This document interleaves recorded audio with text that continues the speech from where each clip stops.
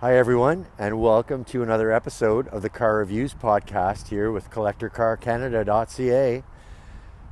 You can see I'm standing beside a BMW and I'm at a BMW dealership, so it must mean we have a BMW coming down the pipe. You're about to see it. It's not the car that's pictured here or any of the BMWs on the lot at the dealership I'm sitting at. Our thanks go to Bud's BMW in Oakville for allowing us to shoot this intro on their property. Thank you to Brandon, who gave me permission specifically. And before we get underway, I want to mention that we're about to really start shooting our Collector Car Stories podcast. We've already shot a few episodes this year, but we're about to get underway in earnest. So please take a look at those, also on the same channel, the Collector Car Stories podcast.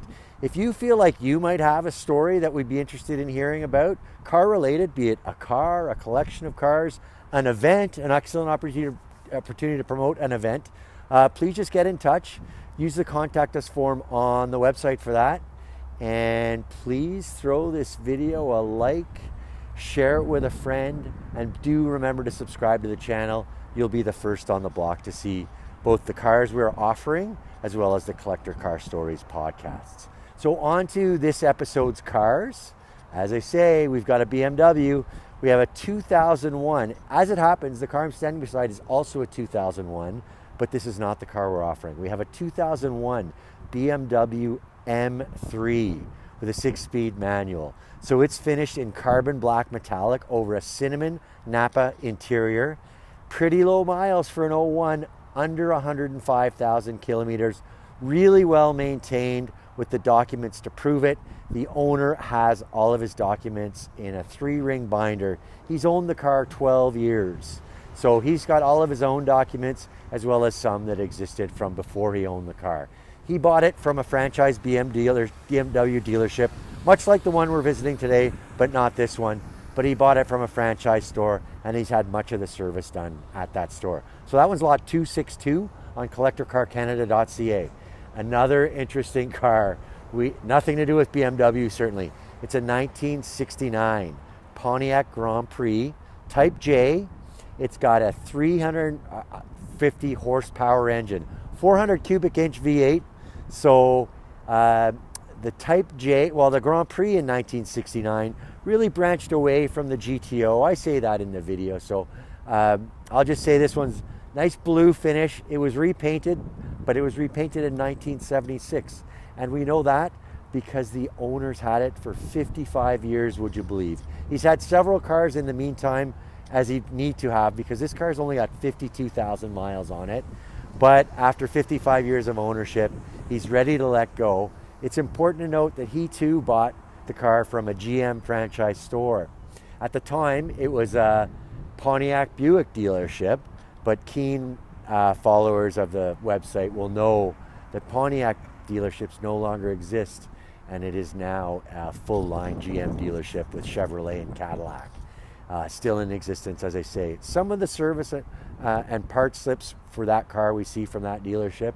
Same thing for this owner. He's been fastidious about keeping documents over his ownership span. So here they come. That one's lot 264. So here they come, lot 262, a 2001 BMW M3 6-speed manual with under 105,000 kilometers. It's going to its owner, new owner, Ontario Safety. And the lot 264, the 1969 Pontiac Grand Prix Type J with a 400 cubic inch V8, good for 350 horsepower out of the factory. The Beamer was no slouch itself at 333 horsepower.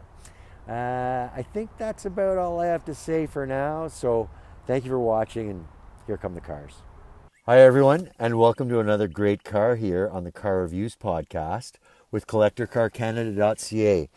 Today we have another fantastic car. This is a 2001 BMW M3 Cabriolet with a 6-speed transmission. So from the E46 generation, the M car from that generation. And a Cabriolet, we're going to take a look at the roof. This one's going to be lot 262 on CollectorCarCanada.ca. Again, it's a 2001 BMW M3 Cabriolet with 6-speed transmission. The odometer is under 105,000 kilometers. Canadian market car, finished in carbon black metallic over a cinnamon leather interior. All the details on all that good stuff are on our listing at lot 262 on collectorcarcanada.ca. So I'm going to start it up, and after I start it, I'm going to put the top down so you can see the top in action. We also have demos of it on the detailed listing again for lot 262. So here comes the start.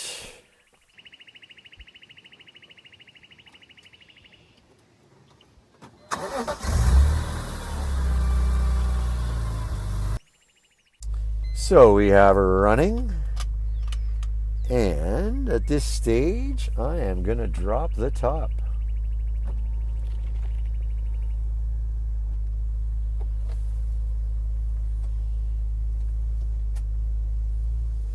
So no clips to release, all in one button right here from the driver's seat, and it all happens beautifully. And it's in the down position. So from here, I'll jump over and grab the camera. We'll get a good look at the engine and I'll listen and continue our tour of this 2001 BMW M3 Cabriolet 6-speed transmission. Today it sits with 104,229 kilometers going to its new owner with a safety certification, Ontario Safety Standard Certificate, with under 105,000 kilometers. Okay, a little pause for the camera change. Away we go. So here's a good look at the 01 BMW M3 Cabriolet 6-speed manual running. I'm lucky enough to have owned a couple of 2001 BMWs. However, not lucky enough to have driven an M series. So I'll cruise on in, but an interesting item here is with the hood release. So I've released it in the cabin, and there's no fumbling with it underneath the hood itself. This just gets released, and it doubles as a handle. And here we go. A great looking, very clean engine compartment. So I'll zoom in on some of the components. First, we'll get a good look at that M badge. That lets you know what the car is all about. And on each shock tower, there's a critical data. So there's the VIN over on the passenger side shock tower. And over here on the driver's side, we have the name of the paint. So again, carbon black metallic. In the right light, it looks blue. But where we're standing right now, the way the sun's shining on it, I can see a little bit of blue in it. But even though even I do see the blue tint, it is carbon black metallic. Schwarz in German. So I'll get in close to where the fan is running. You can see the belts down below.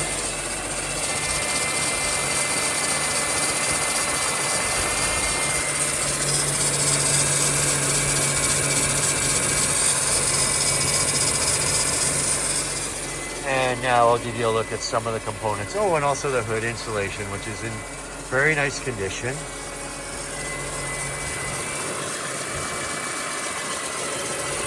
This stabilizer bar, extending from shock tower to shock tower, is an aftermarket addition. Another aftermarket addition on the car is this AFE cold air intake. So the car is pretty close to stock right now, but those are a couple of items that have been modified since it was new. The owner has had it about half its life and bought it from a BMW dealership in Ottawa. We're outside of Ottawa today shooting the car review video. I see the ECS tuning hose there. I wouldn't necessarily call that a modification. Certainly it's got nothing to do with performance. Just happens to be the brand chosen for that hose. You can see the daytime running lights are on because the car is running. The outside lights, low beams, are xenon, but the bright lights, which double as the daytime running lights, are not a xenon. They're a normal halogen light. So we'll move around back to the pipes.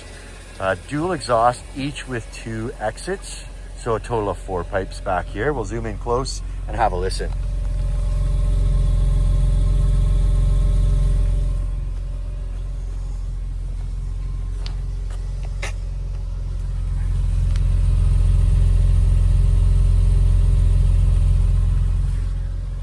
All right, so there's a good listen to what it sounds like when the engine is running. I'm going to turn off that engine now. And we'll move towards a walk around of the exterior of the car. I'll point out a few things. So we do have a Carfax for the car on the detailed listing for lot 262. There is a claim on it, but it's for under $2,000, under $1,600 if memory serves. The car was backed into under the current ownership in a parking lot and sustained some front end damage.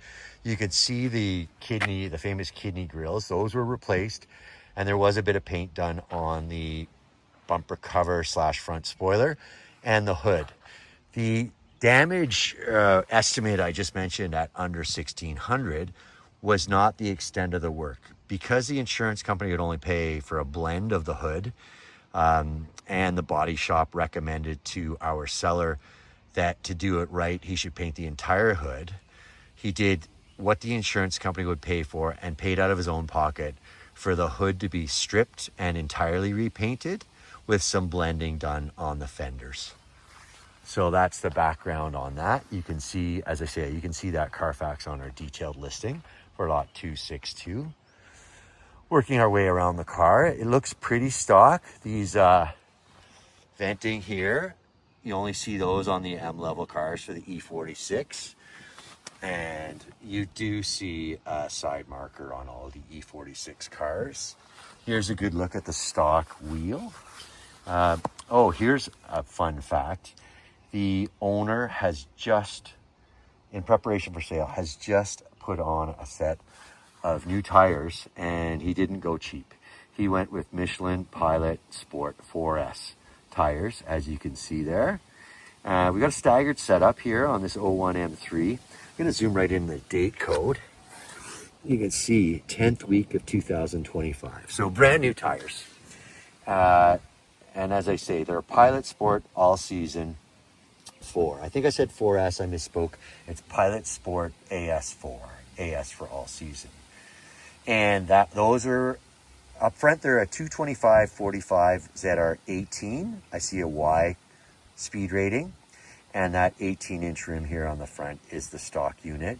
You can also see the M badge. Unfortunately, the emblem where we're looking is upside down, but if we're right side up, you can see the M badge is below the it's above the center cap and upside down right now, but only M specific wheels on this one. You do see some more basic E46s like 330s and 325s, even 320s and 323s with these wheels are replicas of them, but they're only stock on the M3.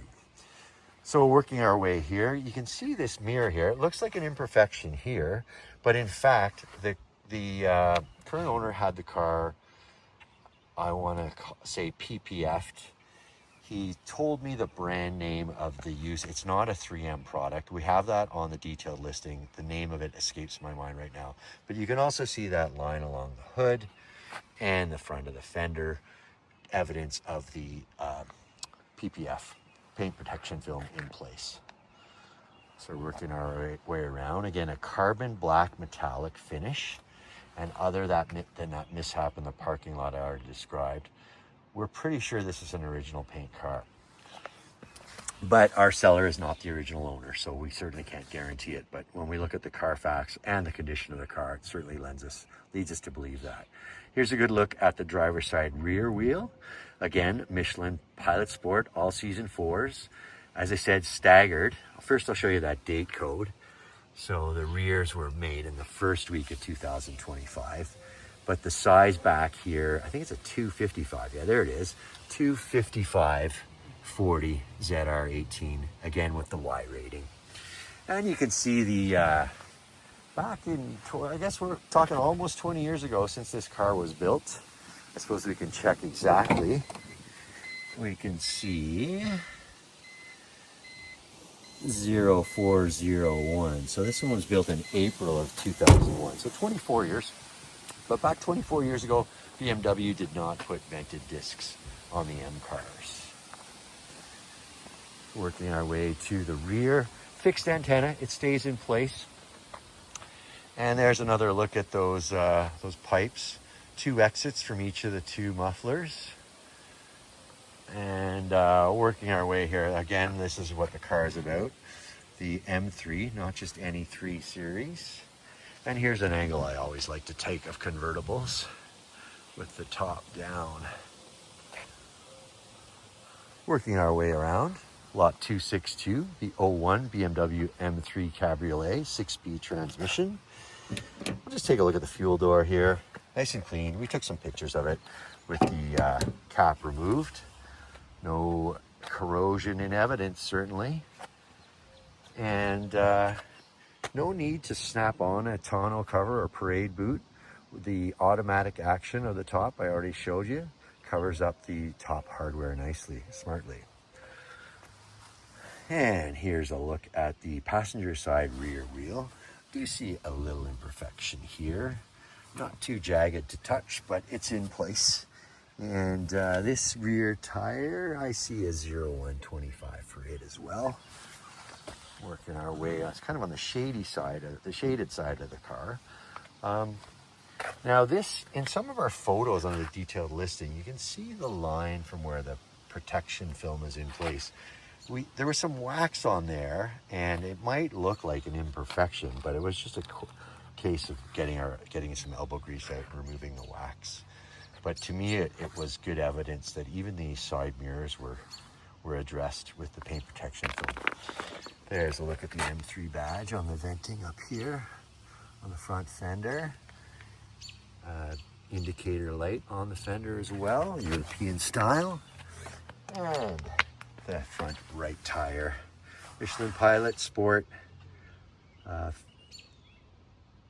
all season tires. So 225/45 ZR18 up here in the front. So I'll read off the sidewall. Michelin Pilot Sport, all season 4.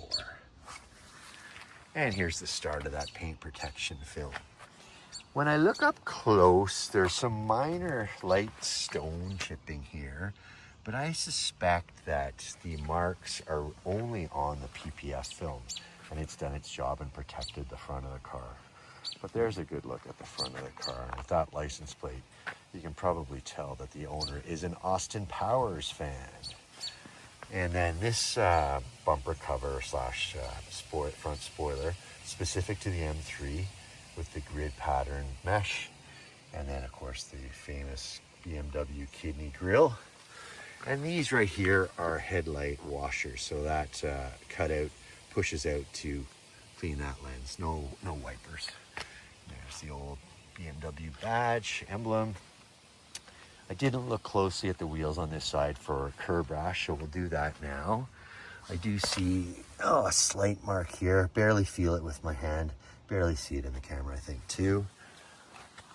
And then on the driver's rear, I'd say that one's fairly described as unmarked. So a good set of wheels on here with the brand new tires. So we'll take it one last back look. I don't ordinarily go into the trunk of people's cars, but this one I know to be pretty clean. There's nothing in it, so I can show off the trunk as well. So even with the top down, you get a fair bit of space in the trunk for a convertible. I also noticed there's a ski pass-through, or I guess I call it a pass-through. You're not likely to be doing much skiing with this M3 convertible. There's a BMW storage case. The car came from the factory with a cassette deck in dash. We'll get to that when we get to the interior, but you can see that there's a 6 CD changer by BMW in place. And this is what you would use to manually operate the roof should you not have power. And then down here, there's a spare tire, I'll say flat tire kit. There's no spare tire. And you can see the tow hooks there as well. Another neat item in these 01 BMWs and in the era is this tool kit that pops down from the trunk. So isn't that neat? And I think that is a good look at both the trunk and the exterior of the car. Let's move onward to a talk about the interior. Okay, so there's a good look at the cinnamon colored Napa leather sports seats for both driver and passenger up front. And we'll take so long as I'm talking about the seats, you can see power seat controls here on the side, as well as 3-position memory.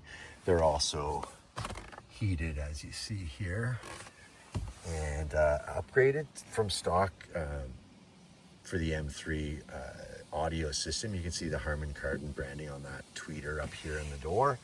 Side airbags in addition to the airbag in the steering wheel and the dash.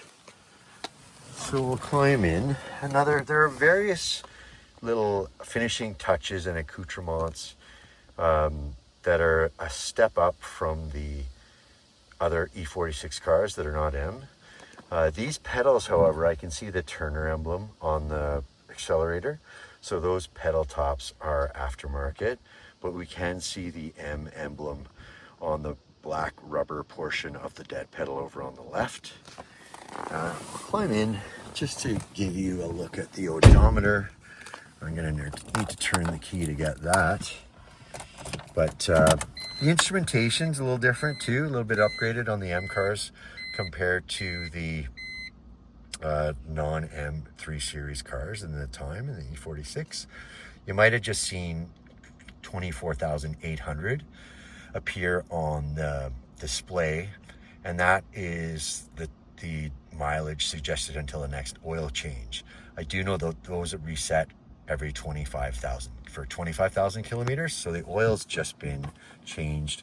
We actually even had a look at the oil when we were doing our detailed photos. You'll see that on the detailed listing with the photos of the engine compartment.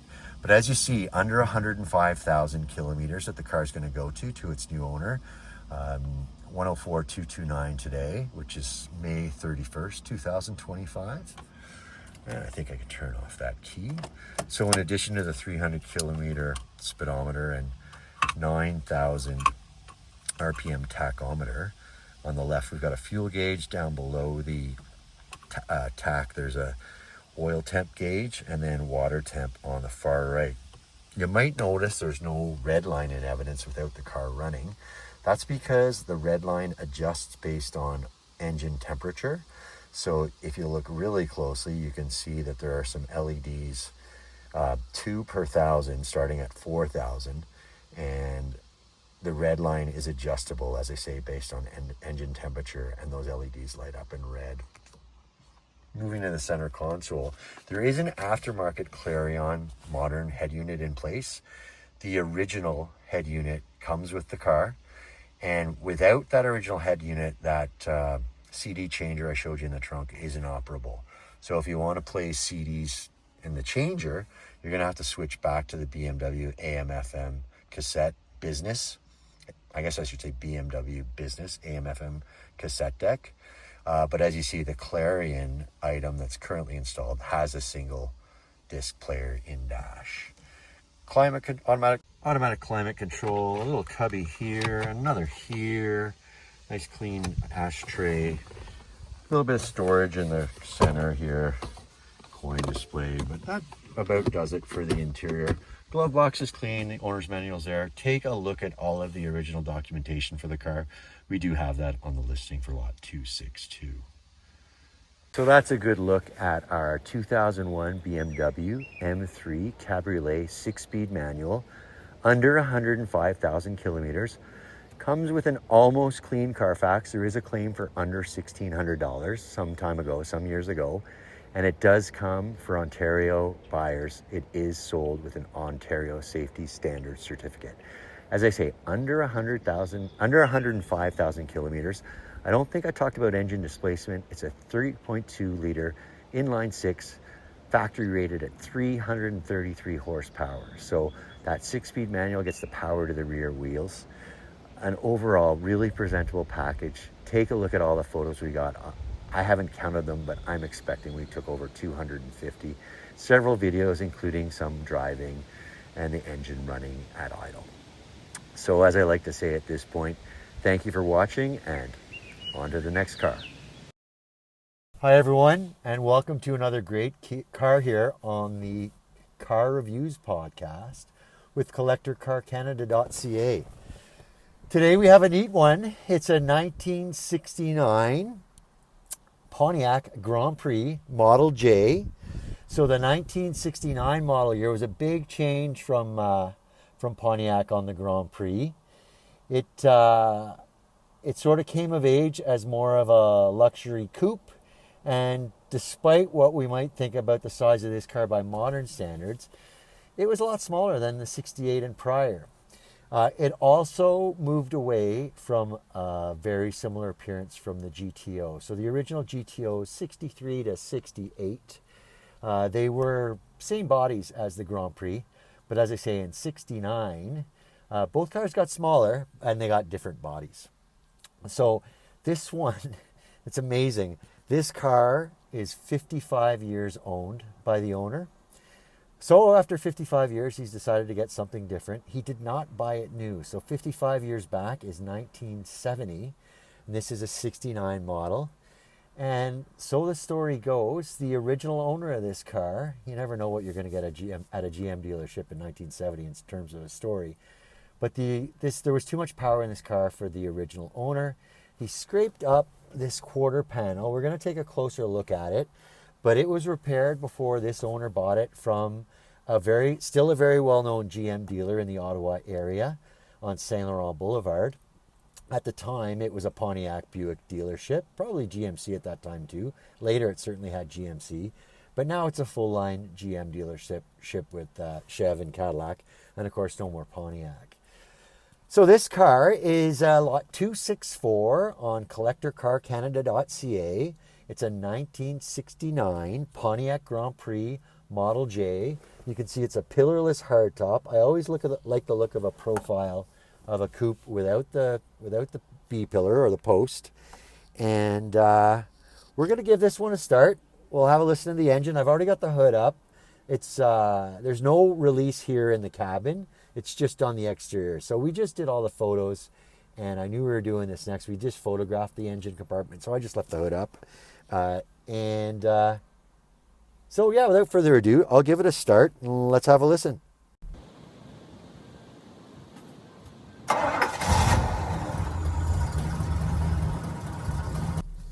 So as you could hear, nice, even, smooth start. We won't claim that to be a cold start. You can probably notice we're in a public place right now. But earlier when we arrived at the owner's house, we did give it a cold start. So there's a video of that with lot 264. Cold start, engine idle, and exhaust. The engine's a little warmer now. I don't think we've driven many more than 3 or 4 miles, but that was not a legitimate cold start. Owner claims original 51,203 miles. So if true, that's going to its new owner with under 52,000 miles. We did get a whole bunch of documentation on the car, and I expect we're going to be able to document that when we get back to the office and put the work orders and other records together. So for now, I will say the odometer reads 51,203 in miles. So going to its new owner under 52,000. And I think that's about all I need to tell you from here. I'll go grab the camera, hand hold it. We'll get a closer look at that engine compartment, and we'll take a look at the rest of the car. Okay, here's a look at the car from the passenger side. Although the sun's over here, I wanted to do the opening shot where I did so that we had the nice grassy or the green trees in the background. So we'll get in a little closer to the engine of this 69 Grand Prix Model J. And before we do though, I will tell you that it is equipped with a 400 cubic inch displacement V8 engine. There were two 400s for 1969. This one is the 4-barrel, so that was good for 350 horsepower.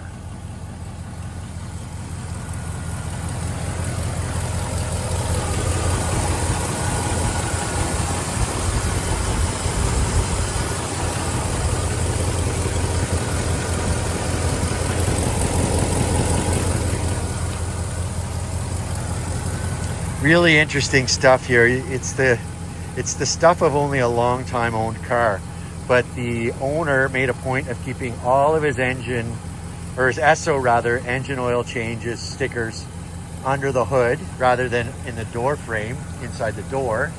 And a lot of them have come unadhered. However, we can still see the residue from the glue. So you can see that this owner was pretty fastidious about his oil changes. And as you'd expect, under 52,000 miles on a 56-year-old car, no winters. It's not original paint. It was painted in 1976 in addition to the paint repairs that were done in early 1970 or late 69 after the original owner had a mishap. So we'll get in close to the belts on the driver's side here on the 400 cubic inch V8.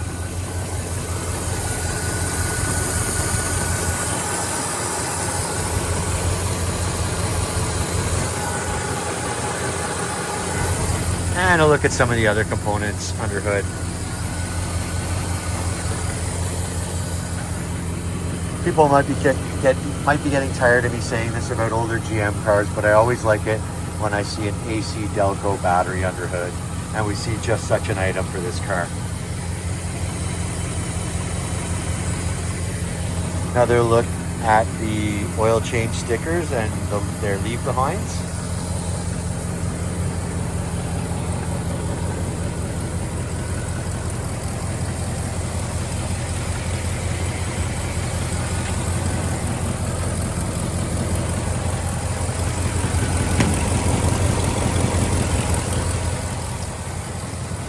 And there's a cowl tag right here. I'll shoot it for now, but we also took a still photo of it as part of our photo package. We'll decode that, so take a look for that cowl tag decoded on the detailed listing for lot 264. I'll give you a look at the hood insulation as well. But I think we've seen what we need to see under there. Nice solid steel hood. Let's go back to the dual exhaust here. That's probably a tell of the higher powered 400 with the dual exhaust.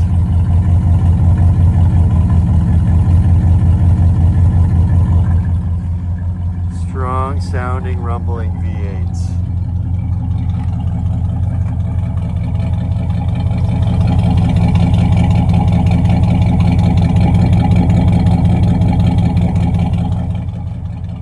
So that's a good listen to that engine. And I think now we can turn off, we can cut the engine. The classic 70s GM square key. I suppose they started in the 60s or before. They certainly extended it well into the 90s, if not the 2000s, depending on the model, I suppose. So we'll get a good look at the front of the car. A couple aftermarket items on this car, although it's very close to original. The fog lights are an add-on. There's a switch for those under the dash in the cabin. And if you look closely inside the grille, with the naked eye I can see it. There's a siren in there, and I'll show you how the aftermarket alarm is operated. Very basic system from 70s or 80s, and we do have it demonstrated in our detailed videos on the listing for lot 264. Pretty grille, and there's a good look. I think you can see that siren in there through the grille. But the outward peak on the grille is matched by the indicator lights on either side of the two headlight formation. And while I'm thinking of it, I will show you where that alarm is controlled. You can see a keyhole there above the J in Model J. And if that is turned 90 degrees clockwise, if the hood, trunk lid, or either door should open, that siren I just showed you sounds. So, a good glamour shot of the car here from the driver's corner. We'll get in close to this white wall here on the driver's front. Set of Uniroyal tires. All four are the same. I asked the owner about what year these tires were installed. He very matter-of-factly said 1976. So if you prefer to drive a car with tires that are under 49 years old, they are probably ripe for replacement. But the white walls are sharp, narrow white wall. And I also note the original hubcaps at all four corners, accented by beauty rings around them. Pretty sharp look, sharp stock look. I think I already mentioned that the car was repainted in 1976. So right around the tires, when the tires were installed, I suppose. Paint retains a good shine and not too many hints of flaws. There are a couple I'll show you as we go around the car. But so chrome looking mudguard there behind the front tire, and there's a good look at the entire emblem around that alarm keyhole. This driver mirror has been replaced. The owner mentioned that he had trouble with it back around 40 years ago and he replaced it himself. You can see the wipers tuck away nicely under the hood, and the blades on the outside, the back end of the blade, it's a chrome finish, which matches the rest of the trim on the car. And I'll mention now that the outside mirror here is remote controlled by that right there on the driver's door. You'll note, common with many cars in the early 70s, late 60s, no passenger side mirror. So working our way around, here's a really neat touch on these 69 Grand Prix. This door handle is unlike most. Our friend Elon Musk thought he was so smart with the door handles he's put on the Teslas, but this predates them by about 50 years. You can see, well, 40 anyway. You see I press with my thumb on that end and this arm pops out, and that's how the door is released. Solid heavy door there. Good look at the tire on the driver's rear. There is an evident crack on this towards the bottom right of the tire, you can see. Owner's not fazed by it, but as I mentioned, if you prefer tires that are under 49 years old, maybe it's time for a new set of white walls for this. But Uniroyal steel belted, and they're 14 inches in diameter. Couple of common themes. You see this accent here on the vinyl roof. It's sort of in common with these reflectors here on the rear of the car. 3 reflectors, 5 chrome accents here on the vinyl roof. And speaking of that vinyl roof, it looks really good. Original vinyl roof, and just another obvious sign of the care that's been taken to this car. So right in here is where the repair was done in the late 69 or early 70. Even with the naked eye, it's very hard to see unless I change my angle. But there's a slight bit of bubbling visible, but I definitely can't feel it with my hand. So I don't even know if the camera is picking it up or not. We also made an effort to include it in the still photos for lot 264. Here's a good look at the vinyl roof from the rear. I'll mention that we've got a rear defrost system here. Not every GM car in 1969 had that, so that's a nice touch. As I say, we're going to decode that cowl tag, so you'll see some of the features of the car there. And here's a good look at the rear, I don't know, driver's 1/4 angle. Dual exhaust. Those polished tips are an aftermarket addition. The new owner may or may not want to keep those. Working our way around, a Grand Prix emblem here on the trunk lid. I'm not going to open the trunk in the video, but we do have photos of the inside of the trunk on the detailed listing. When the owner was showing me some of the flaws of the car, I'm showing them all to you. He mentioned this part. You can see how that's becomes separated. And I don't know if I would call it a flaw so much as a sign of age, because this is an original piece.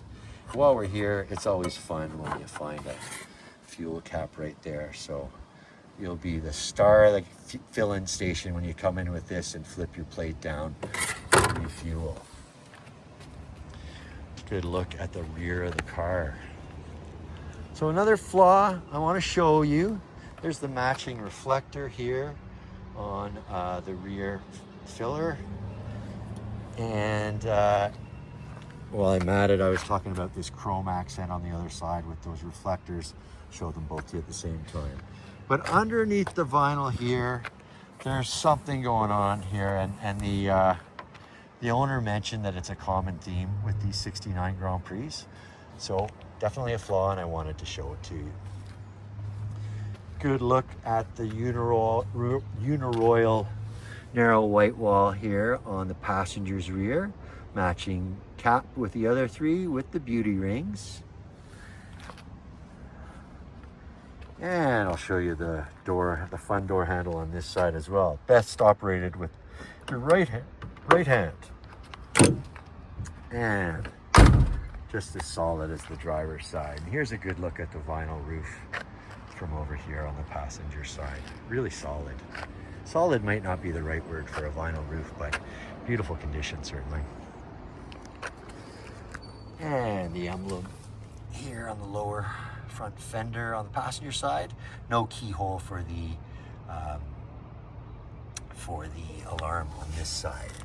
And as I'm looking at this chrome rocker cover, you can see a little bit of overspray from 1976 paint job. But I'm gonna walk over to the other side of the car and show you that chrome finish for the rocker on this side. Of course, this is where the mishap occurred back in 1969. You can see there are a few, I don't know if they're screws or rivets. My naked eye can't tell without my glasses. But certainly the one here under the X in Grand Prix.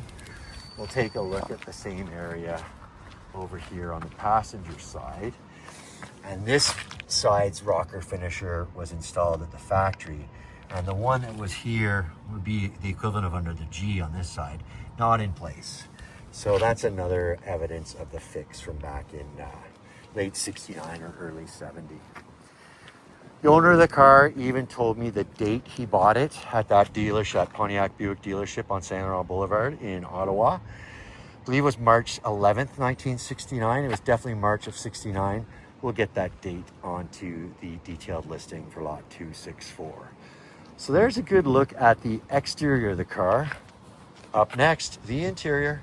Okay, so despite the car having the 4-barrel, 400 cubic inch displacement engine with a factory rating of 350 horsepower, power pack is not base. With the Model J, you can see that emblem at the front of the center console, in front of the floor shifter. It didn't come with a lot of power options. The next one up would have been an LJ, and you would have seen a few more options in it. So I showed you that remote mirror control. It's manual, though it is remote. You can do it with the window closed, but a manual lock system, crank windows, and an AM radio. Although in the 70s, when the owner was a young man, he had a big collection of 8-track tapes, he told me, and he had this 8-track unit installed, still functional. And this switch is for the fog light pack you saw on the front. You can see that that light still illuminates when the door is open. I'll also show you the dome light, still in perfect, well, I won't say perfect, but still in operation certainly. And while we're at it, I can show you the headliner, with the bows of the headliner still in place, and it's nice and taut to the roof. You can see no sag at all. And it's I'd call it a light vinyl. It looks a little more like fabric, but I think ultimately it's vinyl. And those two chrome knobs on the left, they're to operate vents to let some fresh air in. We got various controls here. So one thing that this Model J does have above base for many cars in the period is the bucket seats with the center console and the floor shifter. A set of GM vinyl mats come with the car, not original to the car, but certainly I think it's fair to say that those are period correct. Lap belts in place sort of permanently, but on each side there's a shoulder belt connection that you can attach to your lap belt if you prefer to have the shoulder belt set up. This console opens up. There are a number of personal items in there right now. I'm not going to open it, but you can see that it's clean on from the still photos we have on the detailed listing. Again, lot 264 for this 1969 Pontiac Grand Prix Model J. 52,000 miles, 55 years old. I'm pointing right now at the, I'd say HVAC. HV might be more appropriate, no air conditioning in it. And there's a look at some of the simulated wood grain finish on the dash face. And same vents over on the passenger side, and a great Canadian oil change air freshener. Rear seat is made for, the rear bench is made for two. Easy to fit 3 people back there, but only 2 seat belts in place. And the vinyl GM mats, there's a full set of 4, so you can see them here in the rear for rear passengers as well. And of course we have ashtrays for either side for the rear occupants. And they do get to control their windows. So I'll raise one of these rear windows to give you a sense. These pillarless coupes, however, I always like them with all 4 windows down. It gives a really neat look at the profile. So there's that window. Pretty easy to use the crank. But if you're doing it from the driver's seat, you gotta reach back, no power for them. So long as I'm talking about that pillarless coupe look, there's what I'm mentioning. Pretty neat without the post. So that's a pretty good look at the interior, I think. Maybe it's time. I'll show you that 3-spoke steering wheel, which is a sporty item for the time. The speedometer maxes out at 140 miles an hour. On the left, no gauges there other than the fuel gauge, but some warning lights. From here I can see generator and oil. I think the camera can probably see what's on the left, but I can't from my current vantage point. There's a clock as well to the right of the speedometer. I will double check with the owner, but I believe it is non-functional. So one more walk around this 1969 Grand Prix, Pontiac Grand Prix Model J. And we'll soon move to some closing thoughts. So this one, the owner calls it a survivor. I almost feel that undersells it because it's been repainted. It's got those fog lights and it has that alarm added, but a pretty original car, certainly true to original of 1969. And it's been with this owner since March of 1970. Pretty neat when I get around any car that's 55 years old.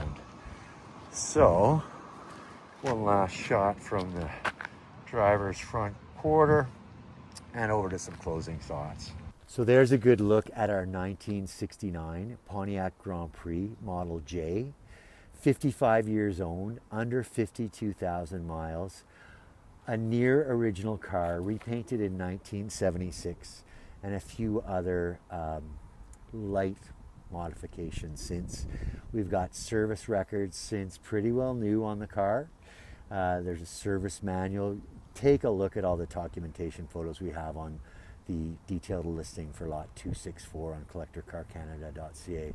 It really is like a time warp. This car is a bit of a time capsule. It's been fun to spend a couple hours around it. 350 horsepower from the 4-barrel, 400 cubic inch displacement engine.